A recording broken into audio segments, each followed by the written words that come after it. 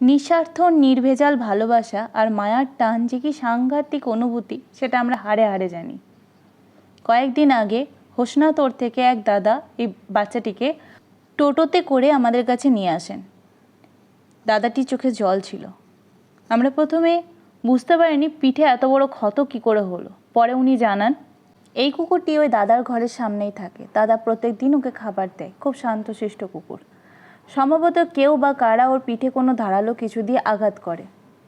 বীভৎসভাবে রক্তক্ষরণ হতে থাকে। কুকুরটি যন্ত্রণায় ছটফট করতে করতে দাদার ঘরে এসে শুয়ে পড়ে।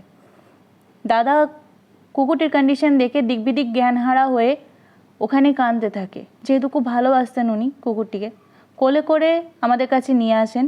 আমরা অপারেশন করি, কিন্তু দুঃখের বিষয় কুকুরটির পিঠের স্পাইনাল কর্ড কেটে গিয়েছিল। 1 সপ্তাহ টানা আমরা চেষ্টা করে যাই কুকুরটিকে বাঁচানোর, কিন্তু দুঃখের বিষয় শেষ পর্যন্ত শেষ রক্ষা হলো না। বাচ্চাটি মারা যায়। একটাই প্রার্থনা, যিনি এই কাজটি করেছেন তিনি যেন এই জন্মেই তার কর্মফল পেয়ে যান।